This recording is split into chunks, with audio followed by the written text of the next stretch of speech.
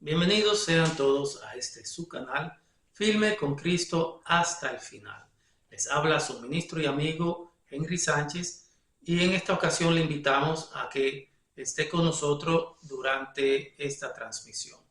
Le vamos a pedir que si no se ha suscrito a nuestro canal, se suscriba y le dé a la campanita, opción toda, para que no se pierda ninguno de nuestros contenidos. En esta ocasión vamos a tratar un tema muy importante para este tiempo. Se titula Jehová tiene un pleito con su iglesia. Así que le invitamos.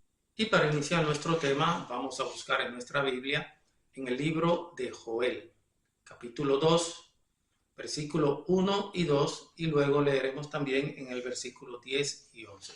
Dice de la siguiente manera: Tocad trompeta en Sión y dad alarma en mi santo monte. Tiemblen todos los moradores de la tierra, porque viene el día grande de Jehová, porque está cercano. Día de tinieblas y de oscuridad, día de nubes y de sombra. Como sobre los montes se extiende el alba, así vendrá un pueblo grande y fuerte. Semejante a él no hubo jamás, ni después de él habrá en muchas generaciones. Versículo 10. Delante de él temblará toda la tierra, se estremecerán los cielos, el sol y la luna se oscurecerán, y las estrellas retraerán su resplandor. Jehová dará su orden delante de su ejército, porque muy grande es su campamento. Fuerte es el que ejecuta su orden, porque grande es el día de Jehová y muy terrible. ¿Quién podrá soportarlo? Aquí vemos en el libro de Joel, se está dando un mensaje para la humanidad entera, incluyendo su iglesia. Viene un día grande para toda la humanidad y los arbores de lo que podemos ver en el medio ambiente, de las noticias, de las señales, de lo que nos dice la Biblia y lo que no nos dice la Biblia, están anunciando que viene un día grande de Jehová a la tierra. Pero antes de que llegue ese día grande, Jehová tiene un pleito con su pueblo. Hay un versículo que está en el libro de Eclesiastés y siempre me gusta usar este versículo. ¿Por qué? Porque en los tiempos bíblicos es todo cíclico, es como un mismo repetir de la misma circunstancia, los mismos eventos, pero en momentos diferentes de la historia. La historia de la salvación es progresiva, pero el desarrollo de la historia individual, personal y en general es cíclica. Es como son ciclos que se van repitiendo uno tras otro, repitiendo las mismas enseñanzas. Por eso dice Eclesiastés 1:9, nada habrá que antes no haya habido. Nada se hará antes que no haya sido hecho. Lo mismo será. No hay nada nuevo en este mundo. Y esto se aplica en todos los sentidos. No hay nada nuevo. Todo es repetitivo.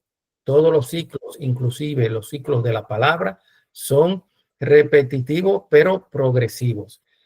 Otra versión dice que esta versión, la Biblia habla hoy, me gusta más porque escuchen cómo dice: lo que es lo que fue, eso será. Y lo que se hizo, eso se hará. No hay nada nuevo bajo del sol. Hermanos, lo mismo que sucedió con el pueblo de Dios en el pasado, se va repitiendo en el futuro. Los eventos del pueblo de Dios son cíclicos y van siempre dando vuelta en el mismo sitio, pero van dando vuelta en ciclos diferentes de la historia. Por eso se hacen de forma progresiva.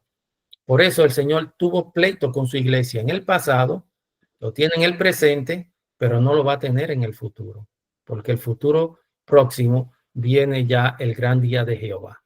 Por eso Él nos advierte con tiempo y nos envía sus mensajes a través de los profetas para que nosotros estemos advertidos y reestructuremos las cosas que como pueblo de Dios estamos haciendo mal. Bien, entonces en ese orden quiero hablar del profeta Ezequiel. Ustedes saben que Ezequiel era un joven. Ezequiel no creo que llegaba a los 20 años. Él estuvo su inicio en su ministerio en el reinado del rey Joaquín en el año 593 antes de Cristo, durante el cautiverio de Babilonia. O sea, Ezequiel, junto con otros 10,000 jóvenes, fue llevado cautivo por el rey Nabucodonosor a Babilonia. Y ahí el Señor lo llama y comienza a darle la profecía. La profecía de Ezequiel tiene varias fases, pero hoy nos vamos a centrar en la parte donde él le da corrección a su iglesia, a su pueblo. Y es bueno que entendamos esta corrección porque en el futuro va a suceder así mismo. Recuérdense que el libro Apocalipsis habla de que hay un ángel que tiene el sello de Dios y sella en su frente a los 144,000, ¿verdad? Y en la antigüedad sucedió lo mismo. Dios mandó a un ángel a sellar su pueblo. O sea, que el mensaje que se le dio a Ezequiel fue un mensaje mirando hacia el futuro, mirando hacia nosotros. Y ahora vamos a Ezequiel capítulo 9. Voy a tratar de explicar esto. Vamos a leer en el capítulo 9, pero la explicación luego vamos a retroceder al capítulo 8.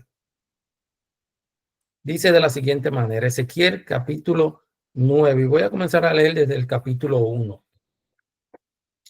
donde el Señor llama a Ezequiel y le dice lo siguiente: clamó en mis oídos con gran voz diciendo, los verdugos de la ciudad han llegado y cada uno trae en su mano un instrumento para destruir. Esto fue en una visión que se le presentó al profeta Ezequiel en el año 6, bien, del reinado del rey Joacín en Babilonia.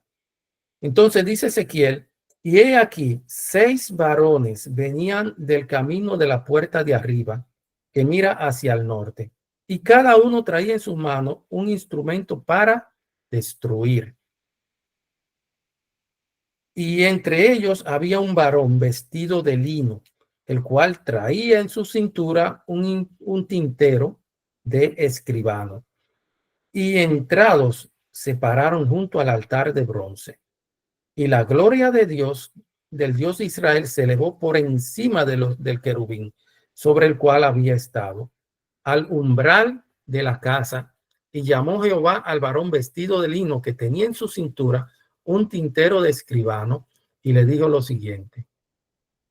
Y le dijo Jehová, pasa por en medio de la ciudad, por en medio de Jerusalén. Recuérdense que Jerusalén representa la iglesia de Dios, el pueblo de Dios. Y debido a las prácticas pecaminosas en las que había incurrido su iglesia, su pueblo, el Señor toma la decisión de emitir juicio en contra de su iglesia, en contra de su pueblo. Y 6 varones llegan a la ciudad con instrumentos en sus manos para destruir. Y el Señor le dice, pasa al varón vestido de lino, le da una orden y le dijo, pasa por en medio de la ciudad, por en medio de Jerusalén y ponle una señal. O sea, la orden de este varón vestido de lino, el cual tenía un tintero, el tintero era para escribir. Recuerden la palabra, tintero de escribano. El escribano era quien escribía los edictos y los decretos del rey y la crónica del rey. Y a este ángel, que era un escribano de la corte de Jehová, se le manda a su pueblo con un propósito, poner una señal escrita en su frente. Y dice de la siguiente manera, ponle una señal en la frente a los hombres que gimen y que claman a causa de las abominaciones que se hacen en medio de ella. Quiere decir esto, que hay un pueblo dentro del pueblo que va a recibir una señal, y esta señal se le va a poner a aquellos que gimen y claman para que el Señor tenga misericordia por su iglesia, por las almas, continuamente ante su altar. O sea, aquellos que gimen y claman van a recibir ese sello. Y me gusta esto, cuando yo leí esto y el Señor me trajo esta lectura a mi mente, me encantó, porque si hay algo que hace nuestra iglesia en este momento es gemir y clamar para que el Señor tenga misericordia de nosotros, para que el Señor tenga misericordia por las almas, para que el Señor pase su juicio por encima de nosotros y no nos toquen. Pero sí van a tocar a muchos hijos de su iglesia que están en medio de su pueblo. Y en la Biblia también a esto se le conoce como el zarandeo. En su iglesia, el Señor va a remenear su iglesia, hermano. El Señor mismo, Él va a separar el trigo de la cizaña.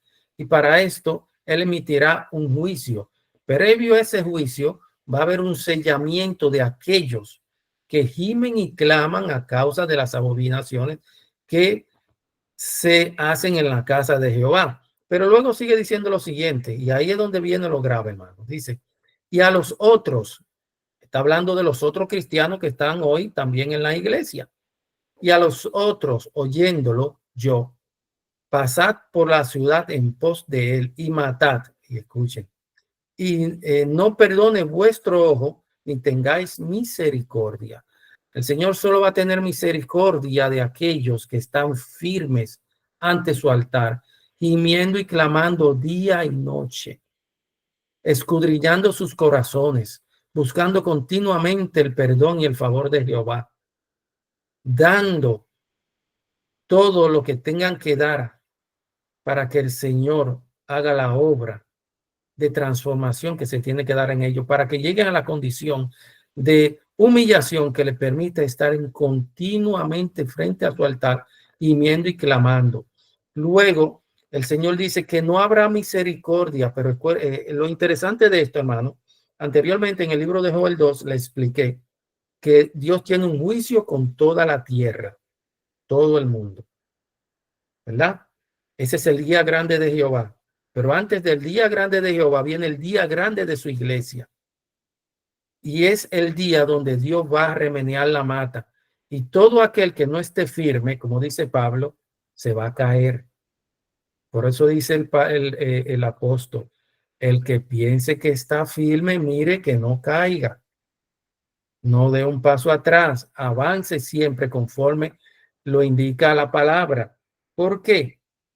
Porque si retrocedemos, vamos a salir de la condición de gemir y clamar ante Jehová a causa de las abominaciones que se están haciendo en su iglesia, hermano. Y si yo le digo a ustedes, pero ¿qué abominaciones están haciendo en su iglesia?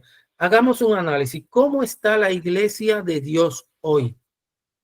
¿Qué se está viviendo en la iglesia de Dios hoy? ¿Qué se está predicando en la iglesia de Dios hoy?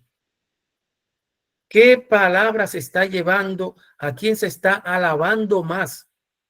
¿De quién se está hablando más en la iglesia de Dios hoy? Actualmente en la iglesia de Dios cristiana, protestante, se habla más de Satanás que de Jesús. Se habla más del infierno que de Jesús. Se habla más de los demonios que de Jesús. Y en todo eso no está mal, pero hay un engaño. Desvía la vista de Jesús, el autor y consumador de nuestra salvación. Por eso en Romanos 8 dice, ahora pues ninguna condenación hay para los que están en Cristo. Escuchen esto, los que no andan conforme la carne, sino conforme el Espíritu. Hoy la iglesia anda más conforme la carne que conforme el Espíritu. Muchos andan buscando Espíritu Santo, unción, poder, pero en la carne. No están gimiendo, no están clamando, no están orando por las abominaciones que se cometen en la casa de Jehová. La iglesia hoy busca el favor de Jehová, pero sigue en pecado. ¿Por qué? Porque hay una regla que nos dice a nosotros que es pecado. Pero la iglesia en pecado quiere seguir buscando el favor de Jehová.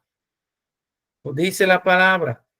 Ahora bien, ninguna condenación hay para los que están en Cristo, no los que andan conforme a la carne, sino conforme al Espíritu. Pero interesante, hermanos, es que entendamos que andar conforme al Espíritu significa, en el versículo 2 dice, porque la ley del Espíritu de vida en Cristo Jesús me ha librado de la ley del pecado y de la muerte. Cuando andamos conforme al Espíritu, andamos en obediencia total, andamos en sumisión total a su palabra, incondicional. No condicionamos la palabra de Dios a lo que yo interpreto o a lo que yo creo, porque la palabra de Dios se interpreta por sí misma. Entonces, dice el Señor que no tenga misericordia, y de quienes no va a tener misericordia es de los cristianos. Aquí no estamos hablando del mundo, porque del mundo hablamos en Joel 2. Ahora en Ezequiel capítulo 8 y 9 estamos hablando de su iglesia, estamos hablando de nosotros. Y nos dice que el Señor le dice al ángel, no tenga misericordia. Escuchen lo que dice el versículo 6 del capítulo 9.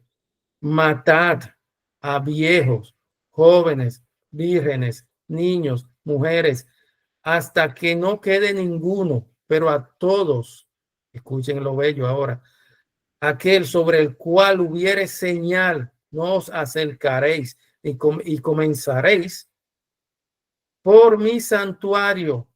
¿Por dónde va a comenzar la limpieza antes de que venga el día grande de Jehová, hermanos?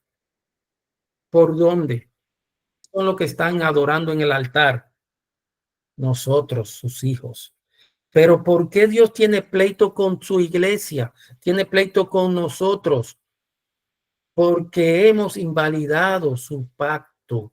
Hemos traspasado el pacto sempiterno, el pacto de obediencia, el pacto que dijo Cristo en Hebreo 11 y en Hebreo 8. Después de aquellos días, haré un pacto con ellos, escribiré mis leyes en su corazón y ninguno de ellos dirá que no me conoce, porque desde el más pequeño hasta el más viejo sabrá que yo soy de Jehová y sabrá que yo soy el que soy. Entonces, ¿por qué el Señor tiene pleito con su iglesia?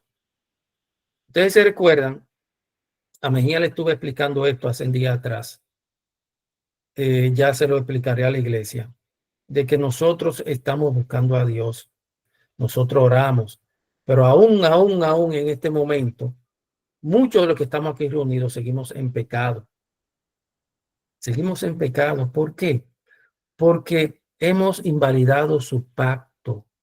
Dice la palabra que el pacto de Jehová que hará con nosotros hoy es escribir su ley en nuestros corazones. Cuando habla del corazón, habla de nuestra mente. Cuando habla de nuestra mente, habla de nuestro sentido, nuestro intelecto, nuestra razón. Y dice, y si nosotros hemos invalidado su pacto, Dios no se responsabiliza cuando pase el ángel de la destrucción por medio de su iglesia. Dice la palabra en Romanos, ninguna condenación hay para los que están en Cristo.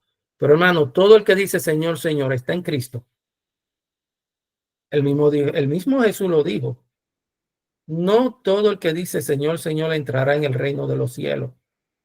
Muchos dirán, Señor, pero en tu nombre yo estaba en tu iglesia haciendo milagros. En tu nombre yo estaba echando demonios. En tu nombre yo estaba sanando enfermos.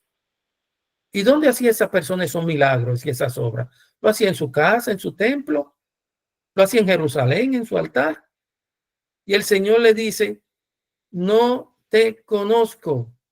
Apártate de mí, hacedor de maldad. Y aquí en Ezequiel 9 vuelve y no lo reconfirma. Pasa por en medio del pueblo y pone una señal en la frente de aquellos que gimen y claman a causa de esas abominaciones que hacen esos hermanos que buscando el nombre de Jehová, buscando el favor de Jehová, siguen en sus propios caminos. Muchos lo hacen por conocimiento y otros lo hacen por desconocimiento. Ahora, ¿cuáles eran esos pecados, cuáles eran esas faltas en las que incurría el pueblo de Israel en la antigüedad, que sigue incurriendo el pueblo de Dios en el día de hoy. Y por eso le dije anteriormente que es lo que es, sino lo que será. No hay nada nuevo bajo el sol. Espiritualmente en el pueblo de Dios no hay nada nuevo. Son verdades que se van repitiendo de tiempo en tiempo en diferentes escenarios, pero son las mismas. Enemistad entre Dios y su ley. Eso ha sido desde Adán y Eva hasta que Dios concluya con el zarandeo que está aquí determinándose en el libro de Ezequiel capítulo 9. Luego sigue diciendo, y comenzaréis a hacer esta ejecución, nuestro propio pan, vestiremos nuestra propia justicia, solo dejando llamarnos cristianos. Y el Señor dice, sí, no te preocupes, coge soga, haz lo que tú quieras, pero haré caer tu propia justicia sobre tu propia cabeza y no habrá quien te libre de mi mano, porque el día grande de Jehová vendrá sobre ti y no habrá quien te libre. Y he aquí, que el versículo 11, que el varón vestido de lino que tenía el tintero en su cintura respondió una palabra diciendo, he hecho conforme a todo lo que me mandaste. Hermanos, esto es palabra fiel y verdadera. Esto no son historias. No hay nada nuevo bajo el sol. La iglesia de hoy está en la misma situación que se encontraba la iglesia del pasado. Por eso el Señor dice, y comenzará la limpieza por mi iglesia, porque no puedo venir antes de que mi iglesia sea limpia. Vendré a buscar un pueblo sellado, un pueblo que gime y que clama, un pueblo en el cual está mi ley escrita en su corazón, un pueblo en el cual está el sello de Dios puesto en su frente. Pero ustedes me preguntarán, hermano, ¿y cuáles eran esos pecados que cometían esos hermanos del pasado que cometemos nosotros hoy?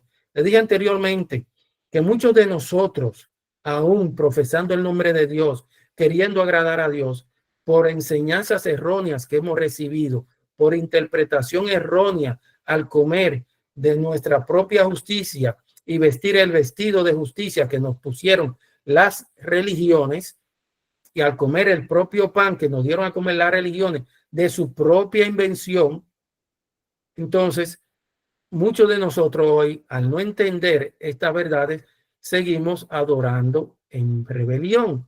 Y el propósito de esto es que salgamos de la rebelión, nos apartemos del pecado, hermanos. Cualquier forma de pecado es pecado. No hay pecado mayor ni pecado menor, todo es pecado ante Dios. Cualquier falta a sus principios, sus leyes, sus preceptos, sus estatutos es pecado. El mayor o menor es lo mismo. Para Dios no hay pecado más grande ni pecado menor. Todo es pecado. Pecado es apartarse de él y no hacer su voluntad. En el capítulo 8 de Ezequiel se comienza a detallar en qué pecados incurrió el pueblo de Israel de la antigüedad dentro de su templo, dentro de su ciudad, dentro de su iglesia. Voy a comenzar a leer desde el capítulo 3. Dice, en aquella figura extendió su mano y me tomó por la pedeja de mi cabeza. Y el espíritu me alzó entre el cielo y la tierra. Eso es Ezequiel relatando la visión. Y me llevó en visión de Dios a Jerusalén. Recuérdense que él estaba cautivo en Babilonia y ellos fueron llevados cautivos por el pecado que se estaba cometiendo dentro de la casa de Dios, al haber sido el pueblo de Dios elegido, al cual Dios le entregó sus leyes, sus estatutos, sus ordenanzas, y se apartó de él, y por eso Dios le mandó el castigo del cautiverio. Muchos quedaron en Jerusalén, pero en vez de apartarse de sus pecados, se metieron más en las profundidades del celo de Dios. Lo mismo pasará en el futuro. Aquellos que recibirán las plagas, en vez de arrepentirse, van a maldecir más el nombre de Dios. Lo mismo que sucedió en el pasado. En vez de esa gente arrepentirse por el castigo que le llegó, se metieron más profundo en el pecado. Esto es algo que es casi incomprensible. La capacidad del hombre, que el hombre tiene para separarse de Dios y no aceptar las enseñanzas y las correcciones del Señor. He aquí, allí estaba la gloria del Dios de Israel, como la visión que yo había visto en el campo. Y me dijo, hijo de hombre, alza ahora tu ojo hacia el lado del norte. Y alcé mis ojos hacia el norte. Y he aquí, al norte, junto a la puerta del altar, escuchen donde se están llevando a cabo esas abominaciones, en su iglesia, en su templo. Y he aquí, a la puerta del altar, aquella imagen del celo en la entrada. La imagen del celo era una imagen que de demonio a la cual ellos adoraban, que provocaba a Dios a celo. Recuérdense que Dios dice, Jehová fuerte y celoso. Jehová es celoso con su iglesia. El celo, hermano, pensamos que es algo satánico, que es algo malo. El celo se origina en el Señor. El celo es de Jehová. El celo es la expresión de amor incondicional de Dios hacia nosotros. Jehová nos cela con un celo santo. El celo carnal es un celo, es la falsificación satánica del celo de Jehová. Pero el Señor nos cela porque nos ama. El que ama cela, hermanos. Y me dijo entonces, hijo de hombre, ¿no ves lo que estos hacen? Las grandes abominaciones que la casa de Israel hace aquí para alejarme de mi santuario. Escuchen, las grandes abominaciones que la casa de Israel hace para alejarlo. Cada vez que la iglesia entra en esas formas de cultos que no son sustentados por la palabra, estamos alejando a Dios de su iglesia. De su iglesia, lo estamos sacando, le estamos diciendo, nosotros haremos nuestra propia forma de alabanza, comeremos nuestra propia palabra, vestiremos nuestra propia justicia, solo nos llamaremos cristianos. Lo único que nos interesa es llamarnos cristianos, pero después más nada. Entonces aquí dice, para alejarme de su santuario, pero vuélvete aún, le dice el Señor, y verás abominaciones mayores. O sea, que si ya el sacar a Dios de su iglesia por los pecados que se estaban haciendo, provocando a Dios a hacerlo, no era una cosa ya grande, todavía hay cosas mayores. Escuchen ahora. Pero vuélvete aún y verás abominaciones mayores. Y me llevó a la entrada del atrio. El atrio, hermano, el atrio. Nunca olviden esa palabra, el atrio. El atrio fue donde se fraguó. En el atrio del templo fue donde se fraguó tu salvación. Cristo, todo lo que nos enseñó acerca del Padre, todo lo que nos dio, todo lo que nos entregó, lo hizo en el atrio. Cristo murió fuera del templo, en el atrio. Cristo desarrolló el plan de salvación en el atrio. Los siete pasos del plan de salvación, los primeros 3 pasos comienzan en el atrio. El atrio fue donde Cristo vivió entre los hombres. La tierra es el atrio, hermanos. Cristo vivió entre los hombres, enseñándole la manera correcta de seguir a Dios, de entender la palabra de Dios, de adorar a Dios, al encarnar él en la persona los atributos del carácter de Dios que están revelados en sus mandamientos. Cristo fue la expresión carnal del carácter de Dios revelado en sus mandamientos. Y ya de esto le expliqué cuando le hice la explicación la vez pasada, que la relación que hay entre el carácter de Dios y la ley de Dios. Esto ya lo verán, lo tendrán como material más adelante. Entonces, dice aquí, me llevó a la entrada del atrio donde se fraguó nuestra salvación y miré y aquí en la pared un agujero y me dijo, hijo de hombre, cava ahora en la pared. Estaba el atrio, en el atrio había una pared y le dijo, cava en esa pared, a un agujero en la pared. Y él hizo un agujero en la pared y detrás de la pared había otra falsa pared. Y escuchen lo que dice. Y me dijo, hijo de hombre, cava ahora en la pared y cavé en la pared. Y he aquí una puerta. Y me dijo luego, entra y ve las malvadas abominaciones que esto hacen allí. Entré pues y miré, y he aquí toda forma de reptiles y de bestia abominable y de ídolos de la casa de Israel que estaban pintados en la pared en todo el derredor. Ustedes saben que, y esto lo sabemos los que practicamos liberación, Mejía lo sabe muy claro también, que muchas veces cuando estamos ministrando liberación, le preguntamos al demonio, ¿qué forma de animal tienes? Él dice, soy una serpiente, soy un cocodrilo, soy una culebra, soy un lagarto, soy un reptil. Entonces, fíjense cómo en la pared estaban representadas todas las formas de demonios, todas las formas corporales que toman los demonios para afectar a los hijos de Dios. Y ellos en secreto estaban adorando a esos demonios dentro del templo de Dios.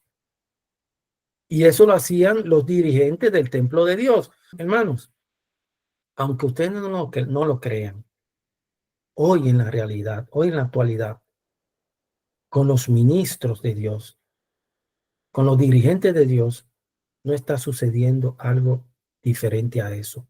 Muchos ministros están adorando toda suerte de demonios a través de estos reptiles. Recuérdense que también dentro de esos reptiles existen animales, bestias salvajes. Y son todas las formas que toman los demonios al encarnar en figuras de animales. Pero, ¿qué relación tienen los reptiles con el pecado? En la Biblia, las imágenes de reptiles tienen diversos significados.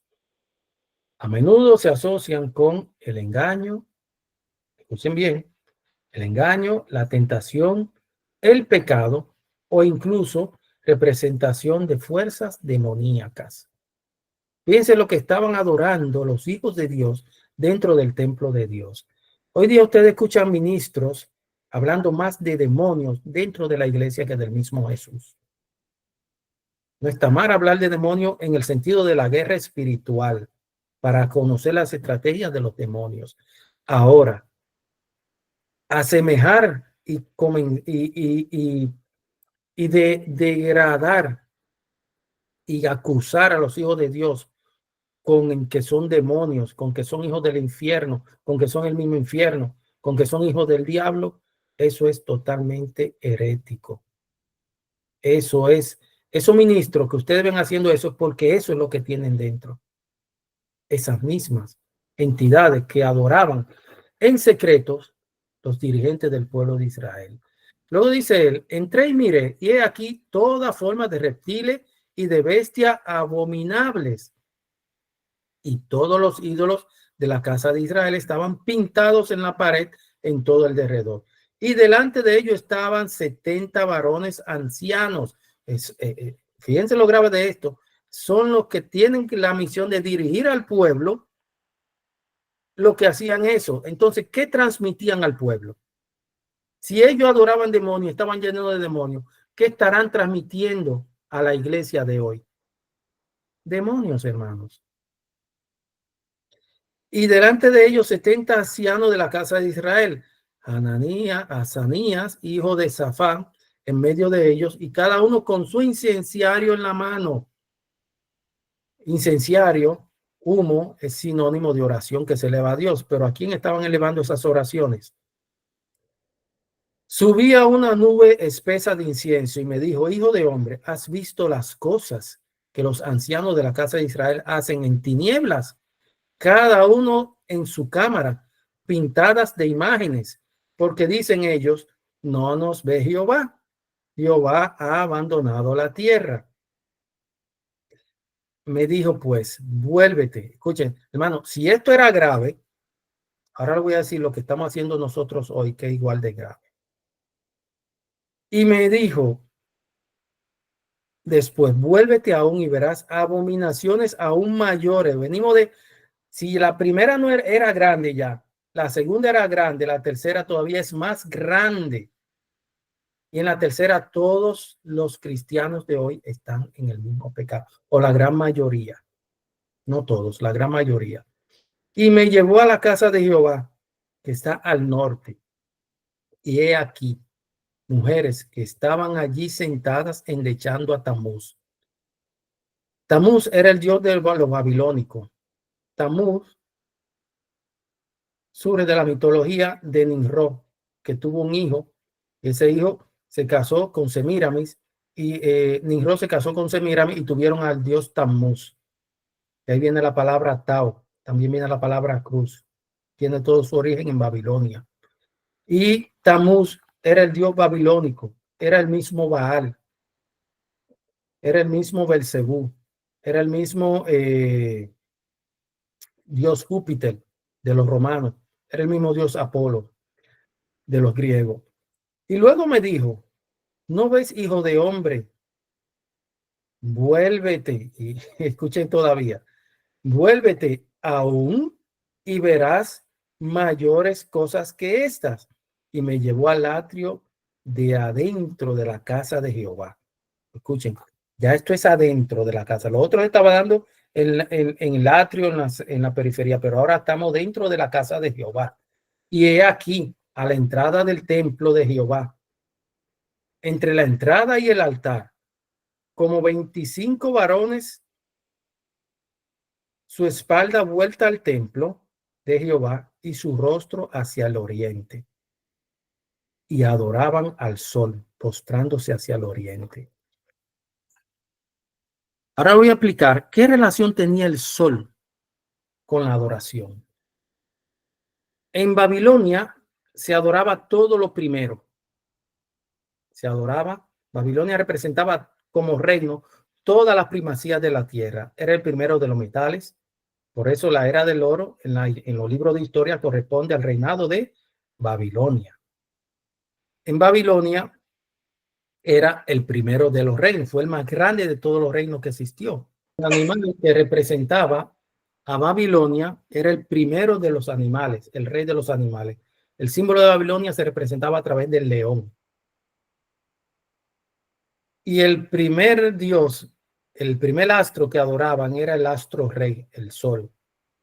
Por eso, ustedes verán que los babilonios adoraban al dios Sol, cultura que pasa a través de los tiempos a las diferentes formas de imperio. También lo adoptó Roma, que adoraban al Sol. Y por eso en la palabra dice Babilonia, madre de las rameras, porque todo lo que tiene como forma de adoración la iglesia, que ustedes saben, la iglesia universal, la iglesia grande, es traído de Babilonia. Toda esa forma de adoración, el culto a la Virgen representa a Nimrod casado con Semíramis con el hijo en la mano Tammuz. Tammuz es la representación babilónica de Jesús. Entonces, es todo ese culto pagano de idolatría que ustedes ven en la iglesia madre, es lo mismo que había en Babilonia traído a nuestro tiempo. Quizás muchos de ustedes en sus países debe ser así.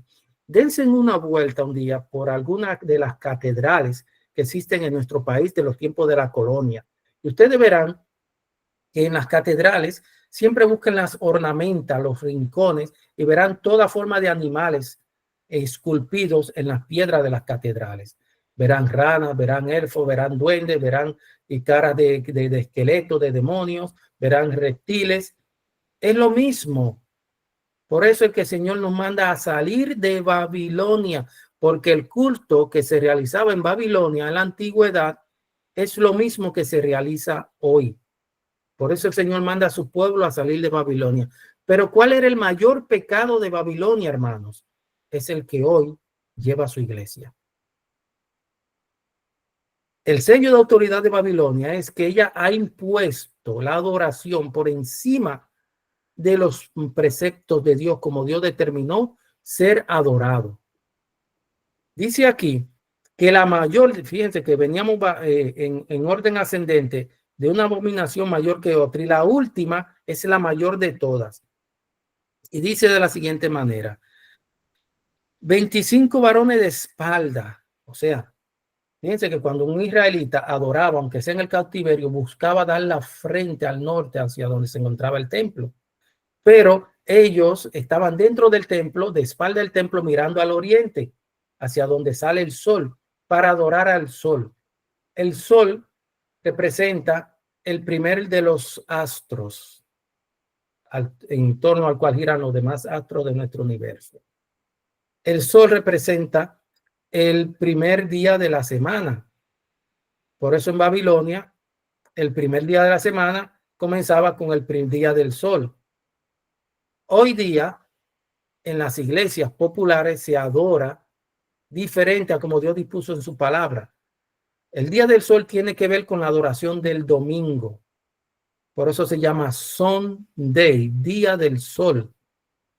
Y esta adoración fue traída a nosotros por Babilonia. Por eso el Señor nos dice, salgan de Babilonia. Sal de Babilonia, iglesia mía. Deja de adorar como adoran los babilónicos.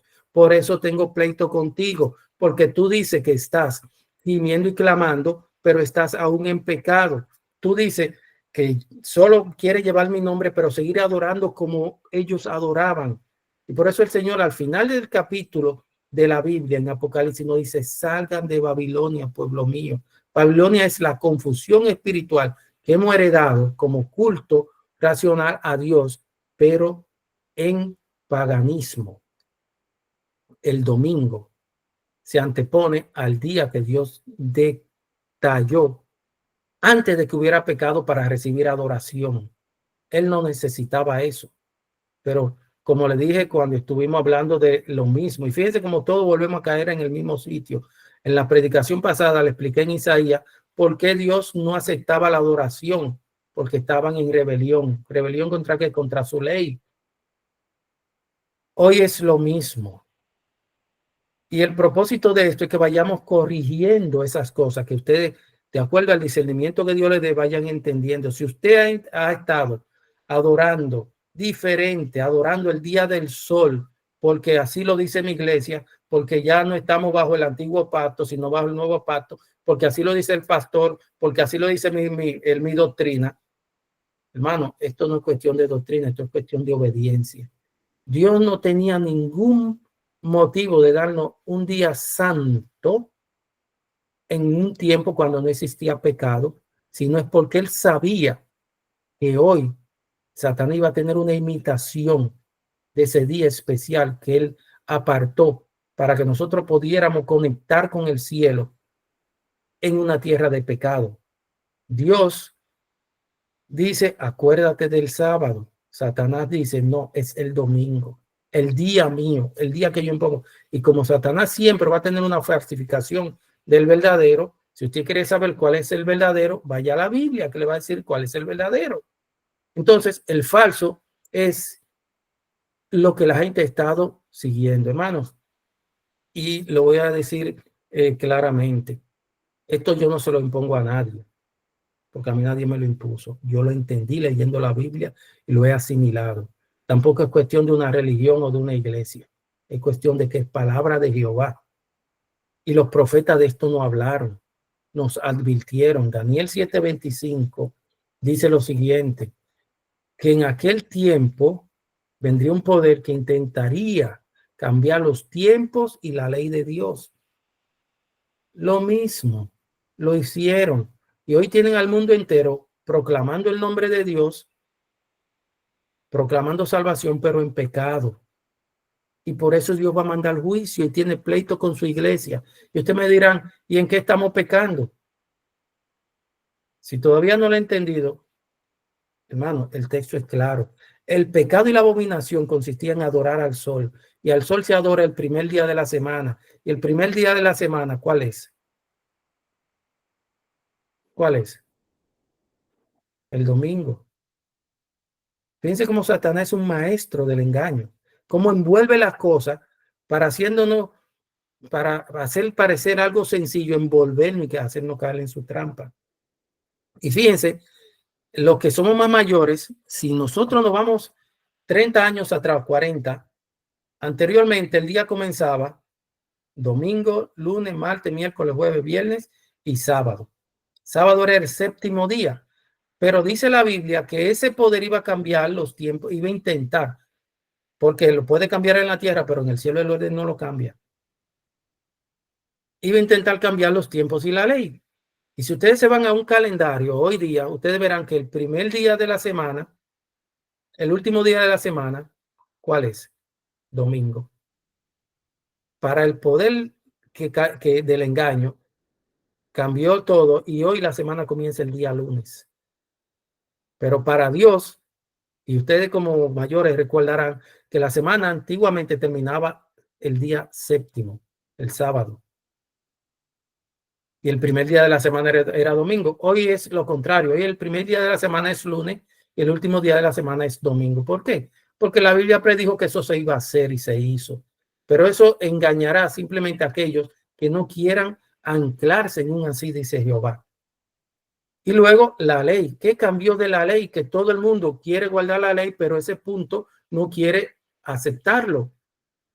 El día de adoración. Roma impuso el domingo porque lo que trae Roma es lo mismo que tenía Babilonia. Por eso el Señor nos dice en Apocalipsis 14, hijos míos, salgan de esa confusión ya. Está bueno de dejarse de llevar por mandamiento de hombres. Hermanos, y muchos estamos buscando el favor de Dios todavía en rebelión. El llamado es, haz reforma en tu vida. Sigamos haciendo reformas. Volvamos a caminar por las sendas antiguas. La senda antigua fue la que el Señor trazó a través de sus mandamientos. No los mandamientos de hombres, sino los de Dios. Isaías nos dice, ¿y en qué sabemos que hemos pecado? En haber profanado mi día santo. Hermano, y hoy todos los cristianos están queriendo adorar a Jehová, están queriendo alabar a Jehová, pero quieren vestir su propia justicia. Quieren vestir, comer su propio pan, y quieren llamarse cristianos, pero no quieren someterse. Y el sello viene sobre aquellos que están sometidos, gimiendo y clamando por esas abominaciones que se están haciendo, gimiendo y clamando por aquellos que no han entendido que en rebelión y en pecado nadie podrá ver el rostro de Dios. Y la santidad viene con la obediencia. ¿Pero obediencia a qué? A sus mandamientos, hermano. Porque la suma de todo del hombre es esta: teme a Dios igual a sus mandamientos. Usted puede resumir la Biblia en todo. Y al final de la Biblia, lo dijo el hombre más sabio que hubo en este mundo. Hermano, miren, la suma de todo es esto. Usted puede adorar, usted puede buscar al Espíritu Santo, usted puede, pero la suma del todo, del conflicto, es que hubo un ser que no quiso temer a Dios ni guardar su mandamiento, y eso fue Satanás. Entonces, la suma del todo de tu vida es: teme a Dios, obedécelo igual a sus mandamientos, porque sus mandamientos no son gravosos. Estas son las abominaciones que se hacen hoy en su casa. Por esto viene un zarandeo para su iglesia. Por eso Jehová tiene un pleito con su iglesia, porque él va a tener con dolor que separar los corderitos de las cabras. Hay cabras y corderos dentro de la iglesia. Y hay trigo y cizaña dentro de su iglesia, y por eso viene ese zarandeo. Y Dios va a separar el trigo de la cizaña, y estamos entrando en esa fase casi ya, hermano. Los tiempos lo están anunciando. Lo que vemos por internet lo está diciendo. Mucho Espíritu Santo, mucha alabanza, mucha unción, mucho poder, pero nada de obediencia. Y esto no es de Jehová, esto no es de Dios. ¿Dónde está la obediencia a sus mandamientos? Vemos muchos ministros ensalzados, empoderados, que ya debieran conocer esta palabra, porque se lee en la Biblia, habla mucho de la Biblia, pero cómo saltan esos aspectos tan profundos e importantes de la palabra de Dios. Así que, hermanos, tratemos de hacer reformas. Si usted no está obedeciendo en ese precepto, está tropezando. Está tropezando. Si usted no está guardando el sábado como Dios manda, está tropezando, está en pecado. Por eso Él nos dio ese espejo, para quitarnos la mancha. Si yo robo, hay una mancha en mi vestido de justicia. Si yo hablo mentira, hay una mancha en mi vestido de justicia. ¿Y dónde está el espejo? El carácter de Dios, que es santo, puro, su ley. Si en el carácter de Dios me dice robar es pecado, y yo robo en mi vestido de justicia por haber aceptado a Jesús, todavía hay una mancha. Y gracias a Dios que me da el espejo de su ley, porque el espejo es el que me hace a mí ir a Cristo para pedir perdón y quitarme esa mancha. Señor, mira, pequé en contra de ti, violé tu santo sábado. Señor, pequé en contra de ti, robé, no pagué lo que debía, me robé algo de mi vecino, no te devolví a ti lo que te tengo que dar, porque tú dices que es tuyo, que no es mío. Señor, he faltado, hablé mentira, perdóname. Señor, cometí un adulterio. ¿Cómo yo sé que cometí un adulterio? Porque el carácter de Dios me dice que eso es pecado. Y como yo sé que eso es pecado, yo no me puedo quitar este pecado que tiene, esta mancha que tiene mi vestido de justicia como cristiano. ¿Y qué hace él? Ese espejo me manda a donde el que me la va a quitar. ¿Quién es que me quita esa mancha? Jesús. Pero me la quita cuando yo reconozco en el espejo de su principio, de su ley, dónde está ese pecado. De igual manera, si la abominación que cometió el pueblo de Israel, el pueblo de Dios, fue la mayor de todas, escuchen, la que provocó a Dios a celo, adorar al sol en su templo. Hoy la mayoría de cristianos están haciendo lo mismo, están adorando al sol en su templo. Están cometiendo una abominación por la cual Dios va a mandar juicio a su iglesia y tiene un pleito con su iglesia porque no hacen su voluntad en su día santo. Isaías, vuelvo a Isaías y con esto concluyo. Isaías 58 dice, 58:13, si retrajeres del día de reposo tu pie de hacer tu voluntad, de hacer lo que te dice tu iglesia, de hacer lo que te dice tu pastor, de hacer lo que te dice tu doctrina, de hacer lo que te dice Isaías 4, de vestir, de comer tu propio pan, de vestir tu propia justicia y querer entonces usar mi nombre para quitarte lo propio. Si retrajeres tu pie de hacer tu voluntad en mi día santo y dejares de comer tu pan, dejares de comer, de vestirte con tu propia justicia y te apegares a mis principios,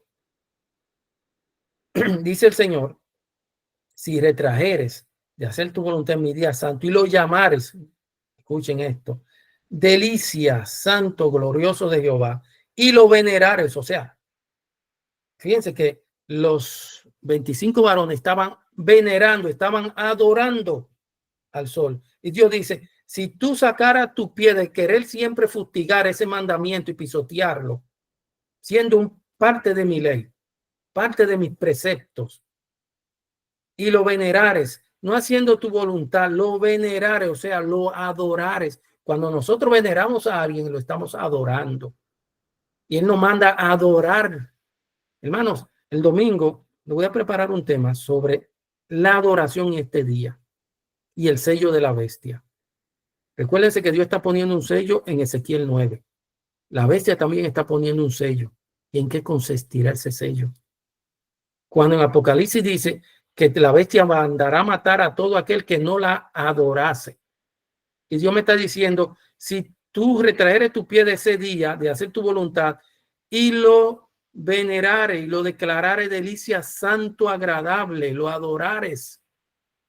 La bestia mata porque no la adoran en su día, y Jehová te pide a ti que lo adoren ese día para sacarte del pecado y poderte dar tu total vestido de justicia, quitar toda mancha de ti. El sello de la bestia tiene que ver con adoración. Satanás pide adoración, Dios pide adoración. Dios pidió adoración un día específico en un momento específico. Satanás pide adoración un día específico en un momento específico. Es lo mismo de un lado y de otro, hermano. No hay diferencia. Por eso el engaño ha pasado tan sutil y la cristiandad se lo ha tragado porque no ha escudriñado profundamente. Y los llamares delicias, santo, glorioso de Jehová y lo venerares, no andando en tus propios caminos, ni buscando tu propia voluntad, ni hablando tu propia palabra. Entonces te deleitarás en Jehová. Hermano, usted no necesita ayunar, meterse en ayuno, meterse en búsqueda totalmente, porque el Señor no está diciendo, aquí claro la clave para entrar en esa esfera. Y nosotros queriendo buscar por otro lado, cuando el Señor nos dice, entra por esa puerta, para que me encuentre gozo verdadero en obediencia y adoración. ¿Por qué? Porque es un puente sobre el tiempo. Ese día no es un día normal. La semana tiene 6 días. Ese día fue un puente que Dios creó sobre el tiempo, porque es el día que se adorará por la eternidad, hermanos. Ese día es cuando usted entra en la esfera espiritual de ese día, en el espíritu. Por eso dice Juan, estaba yo en la isla de Pasmo, en el espíritu, en el día del Señor. Cuando usted entra en la esfera del espíritu en ese día, su cuerpo está en la tierra. Su cuerpo está en la tierra, pero su adoración está ya presente con todos los ángeles del cielo unida, porque es un puente que une el mundo de pecado con el mundo celestial. Nos da la oportunidad a nosotros de, aún estando en el conflicto, en el pecado, salir de la esfera de estas 24 horas en el mundo del pecado y entrar en la esfera eterna. Es un día en el cual entramos en la eternidad con Dios, porque Dios sigue en el mismo reposo que cayó cuando Dios terminó de crear. Él entró en su reposo, hermano, y no ha salido de ahí. No ha salido de ahí. Dios, después que creó la tierra, no ha vuelto a crear nada. Todavía Dios está en su obra de recreación. Dios está ahí. Entonces, cuando nosotros entendemos esto, salimos de todas estas trampas que nos ha preparado el enemigo con la misma palabra de Dios y entramos en esa esfera, entramos en el tiempo santo de Jehová. Estamos en la esfera santa. Por eso dice, lo llamaré delicia, entonces te deleitará. ¿Cuántos de ustedes quieren deleitarse en Jehová? Esa no es nuestra búsqueda diaria. No es nuestra continua búsqueda, deleitarnos en Jehová continuamente. Y el Señor nos da un día especial para encontrar ese deleite. Hermano, y no lo hemos estado perdiendo. ¿Por qué? Porque nos vamos a Isaías 4. Comemos nuestro propio pan, nos ponemos nuestra propia justicia, pero no aceptamos el vestido de justicia que Dios quiere ponernos. Quitémonos esa mancha de arriba, porque todavía muchos de los que estamos aquí la tenemos nuestro vestido de justicia que Dios nos puso. Y por eso Él nos da su ley para decirnos, mira, tiene una manchita, quítatela. Vete a Jesús, pídele perdón y Él te la va a quitar. La ley es el carácter de Dios que nos manda Jesús cuando reconocemos la mancha de nuestro vestido de justicia.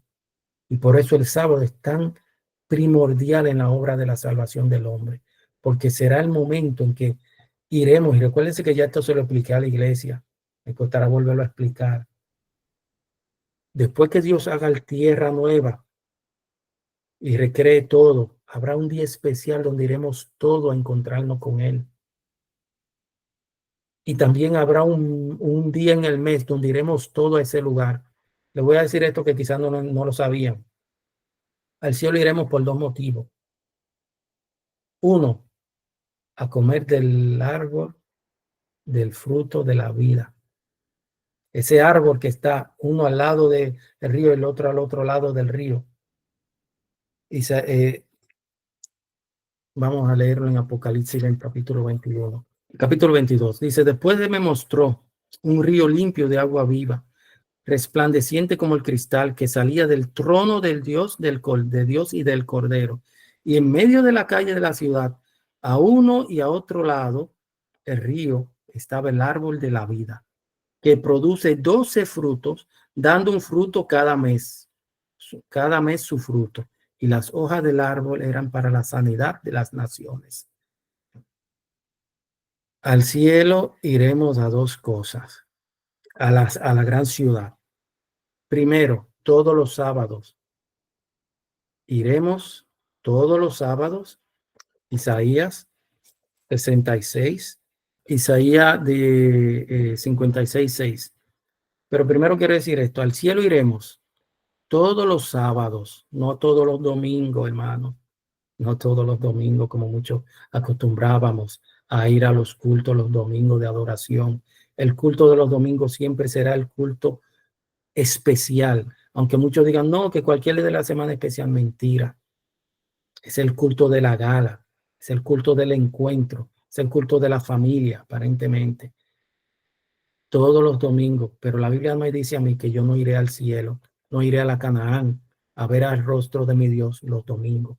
Dice aquí Isaías, 66:22. Dice, porque los cielos nuevos, ya estamos hablando de cuando Dios vaya a hacer cielo nuevo y tierra nueva, para que no nos confundamos, hermanos. Porque los cielos nuevos y la tierra nueva que yo hago, dice Jehová, permanecerán delante de mí.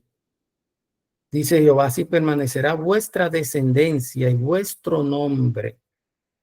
Y de mes en mes, ¿a qué iremos de mes en mes al cielo? Dice aquí en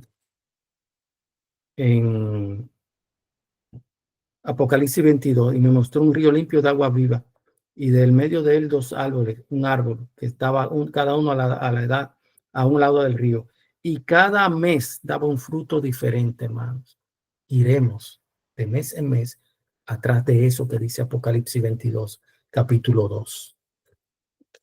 Y luego dice, y de sábado en sábado, ¿verdad? Y de día de reposo en día de reposo, vendrán todos a adorar delante de mí, dice Jehová. ¿Se entiende esto, hermanos? ¿Sí o no? ¿Dónde está la confusión? Que esto no se entiende y no se acepta y no se vive. ¿Por qué? Si esto es tan claro. Dios no ha hecho tierra nueva todavía, ¿verdad que no? Si Él dice cielos nuevos y tierra nueva, ¿se ha dado eso? No se ha dado. Está para un futuro. Y si en ese futuro el Señor me dice que yo iré a la santa ciudad, a la gran Jerusalén que va a descender sobre el monte de Sión, y donde quiera que yo esté viviendo en el planeta, en cualquier lugar, todos los meses, yo iré a la ciudad a comer un fruto de ese árbol y a comer de sus hojas que son para sanidad de las naciones. Aunque no habrá enfermedades, serán para preservar la sanidad de las naciones. Y luego me dice, y de día de reposo, o sea, de sábado en sábado, para adorar a Dios. ¿Qué hago yo adorando a Dios el domingo? Si la bestia me va a matar ese día, porque yo no voy a querer adorar ese día. Se dan cuenta que el sello de Dios tiene que ver más con adoración que con lo que le han pintado Satanás, confundiendo a la gente, que te van a poner un chip, que te van a poner esto, que te van... Todo eso son distracciones para que la gente no descubra estas verdades. Detrás del sello hay adoración. Las mujeres y todos aquellos que gemían y clamaban, por lo cual fueron sellados, es porque estaban en la adoración correcta. Estaban adorando a Dios en espíritu y en verdad, de la forma correcta que Dios espera ser adorado por su iglesia. Así que, iglesia de Cristo, el llamado es que si no has hecho esa reforma, medítala, estúdiala, órala, no me hagas caso a mí. No me hagas caso a mí. Hazle caso a la palabra. Porque esto yo no te lo puedo imponer, porque esto no es mío. Simplemente yo te lo puedo explicar para que tú lo entiendas y tú decidas. Pero te recomiendo, como dijo el Señor en el libro de Deuteronomio al pueblo de Dios, que aquí te presento dos caminos, la vida y la muerte. Te recomiendo que elijas la vida. Y la vida está en Cristo. La vida está en su palabra. La vida está en obedecer incondicionalmente. Aún así, dice Jehová, por encima de aún así, dice mi iglesia. Aún así yo aprendí. Aún así me enseñaron. Aún así dice el ministro. Eso ante Dios es basura. Ante aún así, dice Jehová. Así, hermanos, que bendiciones. La paz de Dios sea contigo.